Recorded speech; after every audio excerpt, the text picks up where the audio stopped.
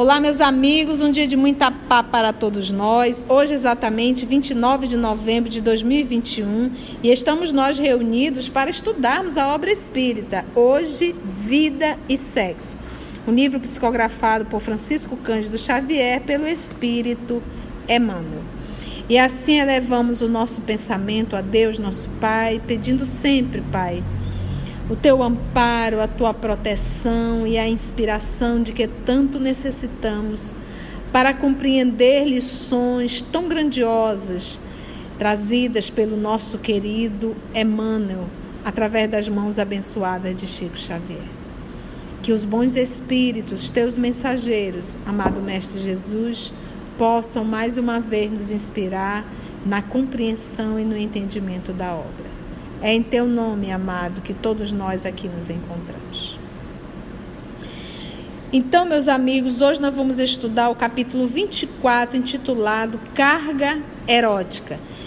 Nós teremos, nesse primeiro momento, a leitura pela nossa amiga Carla, do Evangelho segundo o Espiritismo, do item 11, capítulo 17, Sede Perfeitos.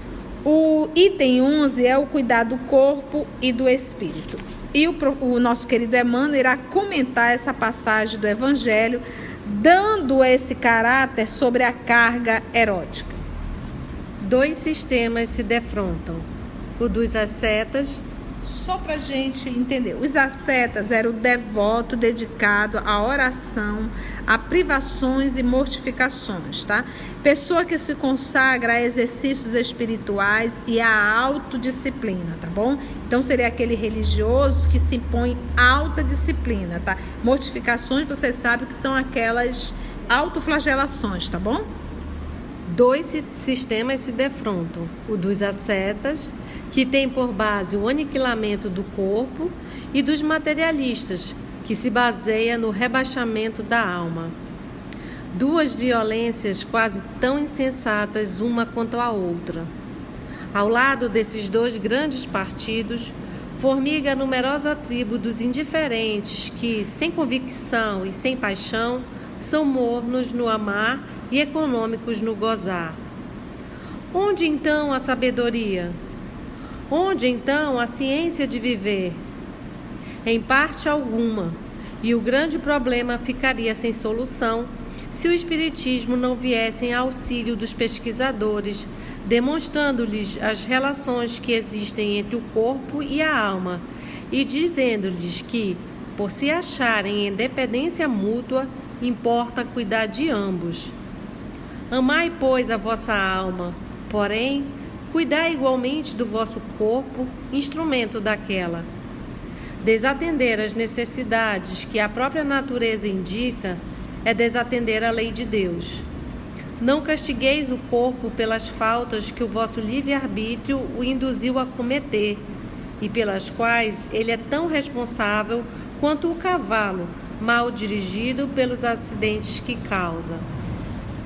Sereis, porventura, mais perfeitos se, martirizando o corpo, não vos tornardes menos egoístas, nem menos orgulhosos e mais caritativos para com o vosso próximo? Não, a perfeição não está nisso. Está toda nas reformas por que fizerdes passar o vosso espírito. Dobrai-o, submetei-o, humilhai-o, mortificai-o. Esse é o meio de o tornardes dócil à vontade de Deus e o único de alcançardes a perfeição. Obrigada, querida Carla, porque é muito comum nós acharmos que a culpa de tudo é a do corpo. Não é. O corpo, ele não decide. Quem comanda, quem decide é o espírito que está nesse corpo. Então vamos ver o comentário do nosso querido Emmanuel. Um comentário assim, em um grau de evolução tão grande que eu confesso para vocês, às vezes a gente tem dificuldade de compreender. Mas através da inspiração da espiritualidade a gente consegue tirar alguma coisinha. Bora lá? É um texto difícil esse. O instinto sexual, então quando se fala instinto, o instinto é algo que eu penso? Não. O instinto sexual, exprimindo o amor em expansão incessante, nasce nas profundezas da vida, orientando os processos da evolução. O que ele está dizendo aqui, ó? O processo do instinto sexual, nós vamos perceber, essa história toda nós trazemos, não começou no reino nominal, começou lá nas algas. E lembra do princípio espiritual que estagiou em todos os reinos. Nós trazemos isso no nosso, vamos chamar de inconsciente profundo, mas nós trazemos isso em nós. O instinto sexual é uma força, isso está em nós. Toda criatura consciente traz consigo, devidamente estratificada. Gente, estratificada são aquelas camadas que formam ali uma rocha. Então ele colocou isso, estratificada, camadas que formam uma rocha. E ele colocou a rocha é algo simples de se quebrar? Não. Entendeu a palavra dele? Ele não usa nenhuma palavra para enfeitar.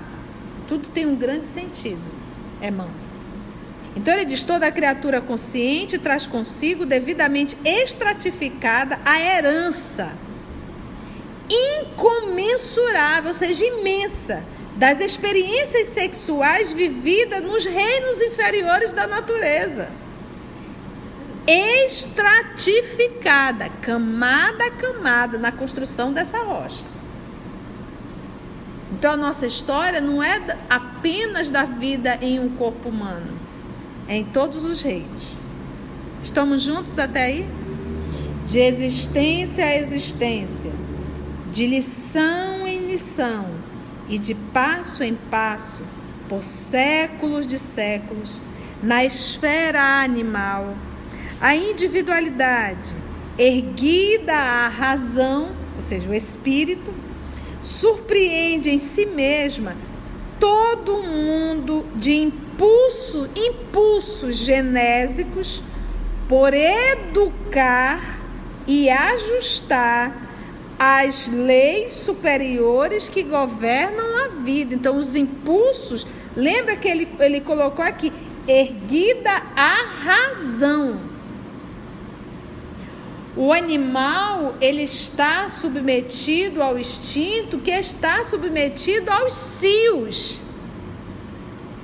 Quando na condição humana, você chega no processo agora da razão, e a razão tem por dever o quê? Educar e ajustar esses impulsos genésicos a quê? Educar e ajustar o quê? As leis superiores que governam a vida. A princípio, exposto aos lances adversos, ou seja, contrários, das aventuras poligâmicas. Aventura poligâmica é um parceiro e uma parceira? Não, né? O homem avança de ensinamento a ensinamento para a sua própria instalação na monogamia. O caminho vai ser esse. Reconhecendo a necessidade de segurança e equilíbrio em uma relação, em matéria de amor. Porque, gente, uma vida poligâmica, não me diga que isso te traz paz, porque não traz. No entanto, ainda aí, é impelido, é empurrado naturalmente a carregar o fardo dos estímulos sexuais. Ele está dizendo aqui, mesmo o ser humano, estando ali, optando pela monogamia, ele carrega um fardo. Qual é o fardo? Dos estímulos sexuais. Então ele vai se deparar com situações que ele terá vontade, mas lembra que o processo é o quê? Educar e ajustar, não realizar.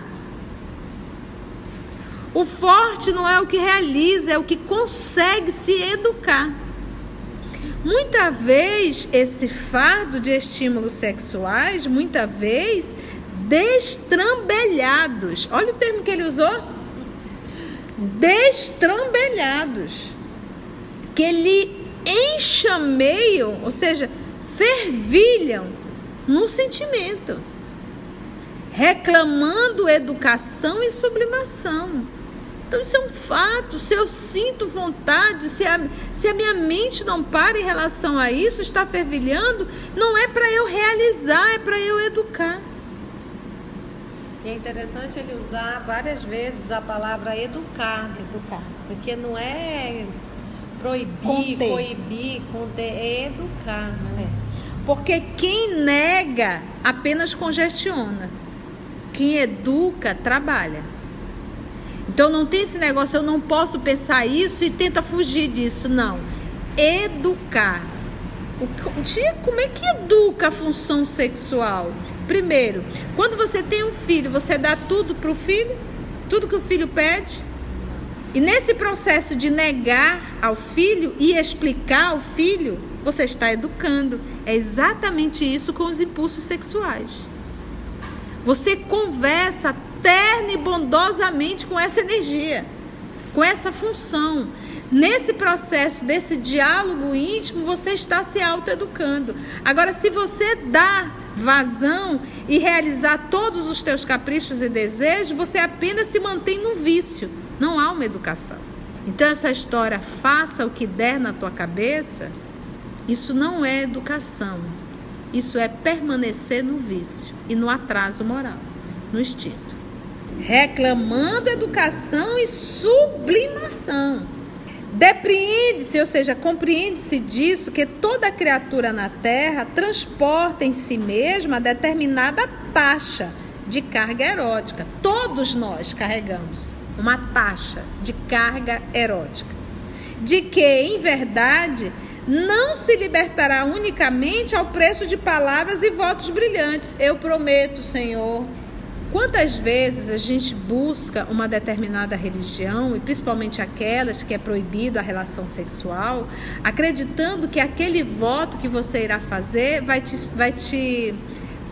dar todo, vai te eximir, vai te dar todo o equilíbrio, como se fosse um pozinho mágico que vai cair sobre você, você vai se santificar e você não vai ter mais nenhum desejo sexual. Não adianta o voto e nem adianta a batina. Vai permanecer.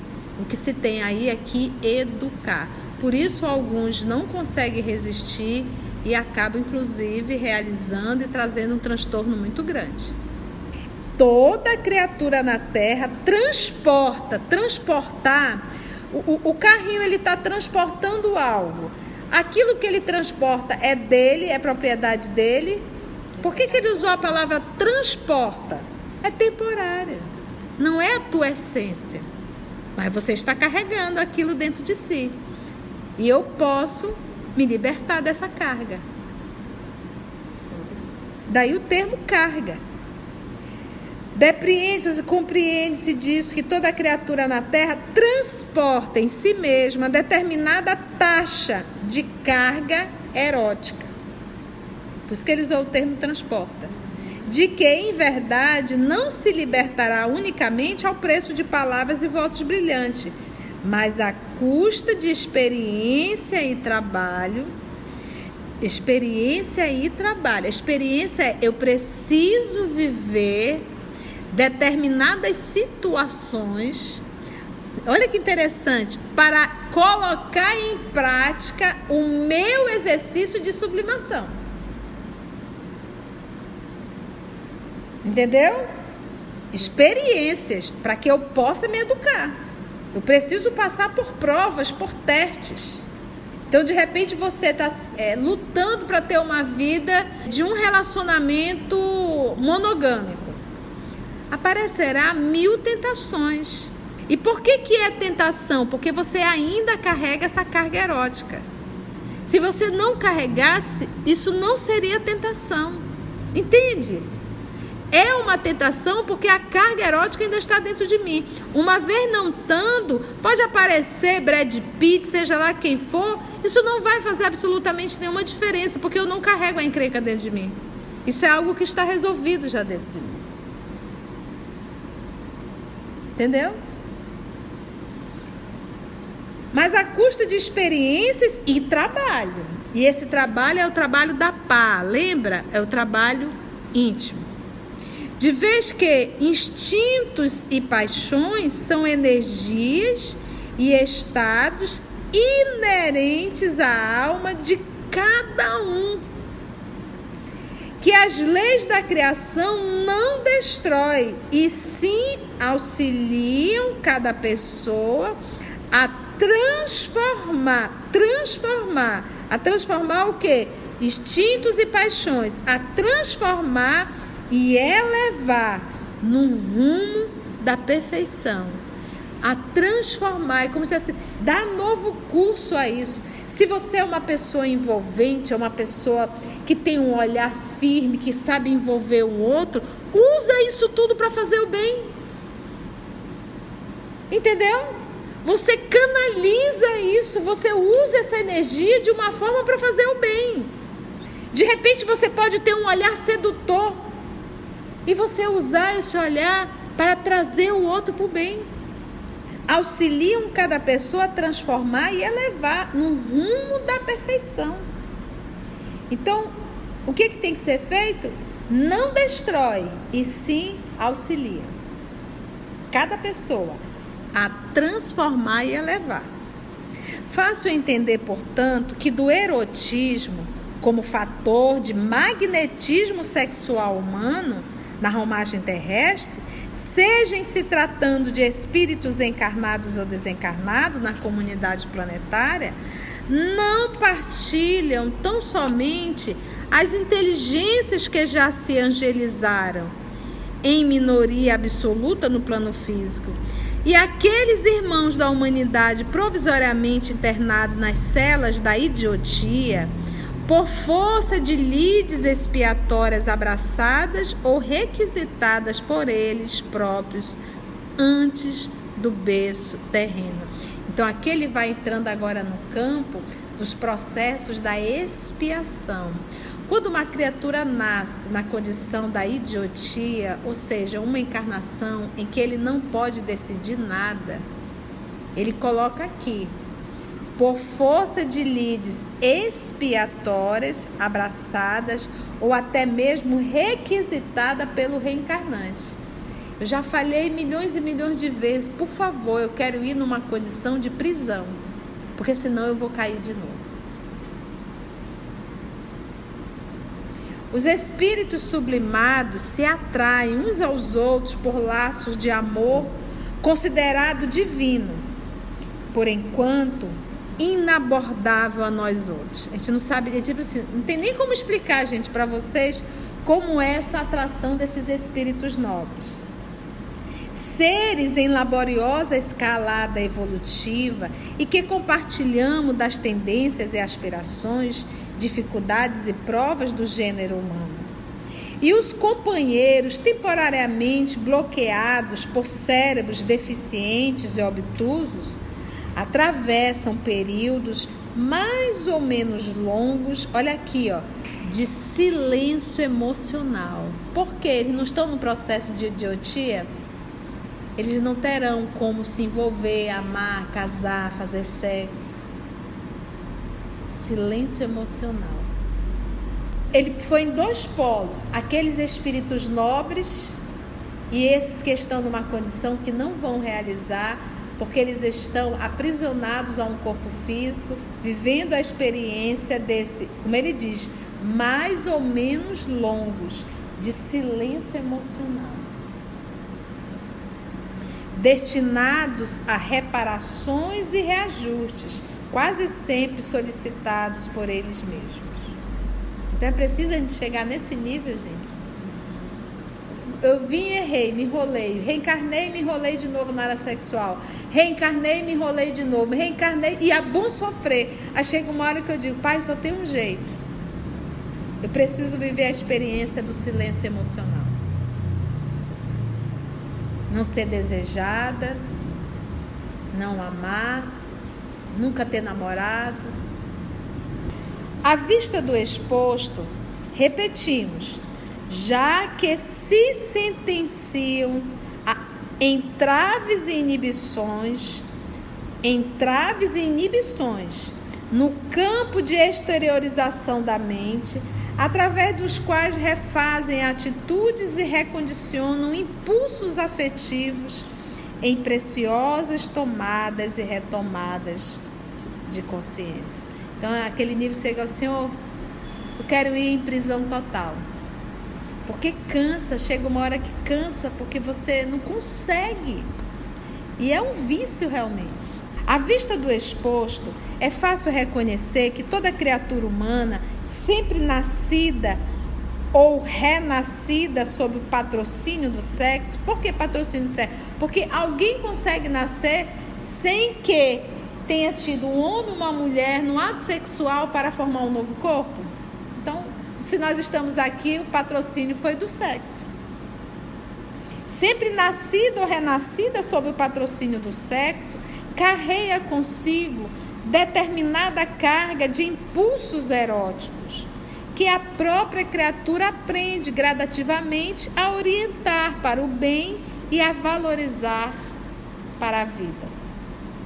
Diante do sexo, não nos achamos de nenhum modo à frente de um despenhadeiro para as trevas, né? Porque as pessoas vinculam o sexo como algo tenebroso, algo pecaminoso, mas perante a fonte viva das energias em que a sabedoria do universo situou o laboratório das formas físicas e a usina dos estímulos espirituais mais intensos para a execução das tarefas que esposamos, em regime de colaboração mútua, visando ao rendimento do progresso e do aperfeiçoamento entre os homens. Sempre que a gente fala em usina sexual, em energia sexual, a pessoa só consegue visualizar a comunhão.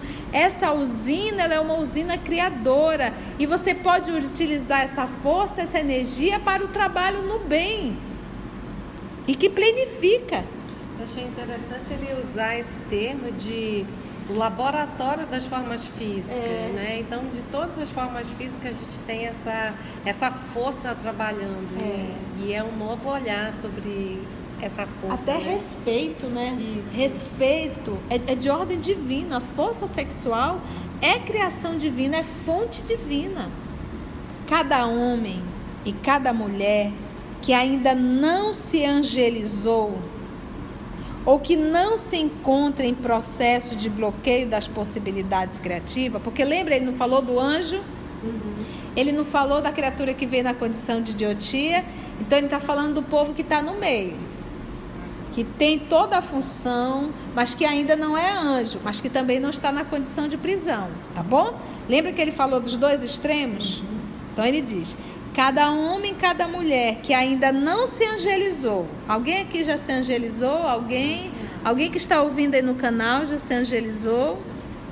Ou que não se encontra em processo de bloqueio das possibilidades criativas, ou seja, numa condição de uma enfermidade, até mesmo da idiotia, como se falou, no corpo ou na alma, traz evidentemente maior ou menor percentagem de anseios sexuais, maior ou menor, a se expressarem por sede de apoio afetivo.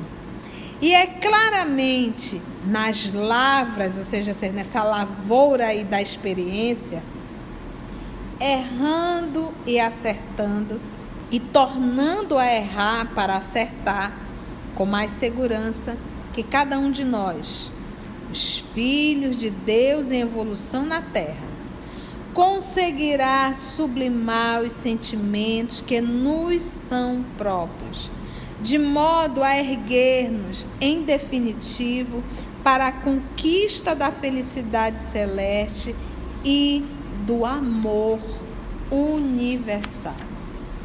Quantas lições, hein, gente? Então, proibir, não. Educar, sim. Augusto, ora pra gente. Então, agradecemos assim a Deus, nosso Pai, a Jesus. Até o nosso próximo encontro. E vamos envolver o nosso querido amigo Augusto para fazer a nossa prece de gratidão. E assim, amigo Jesus, depois dessa segunda de estudos, que possamos, mestre amigo Jesus, ter a vontade firme de colocar em prática o que aqui aprendemos.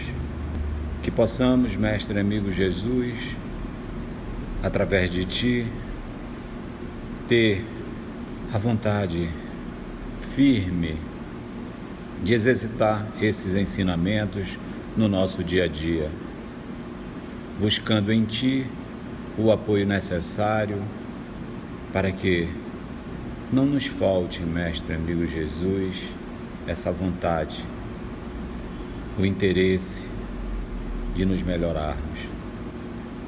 E assim Te agradecemos, Mestre, por mais esse dia de estudo que Tu nos proporciona esses ensinamentos para que possamos, nessa nossa reforma, cada vez mais estarmos perto de Ti.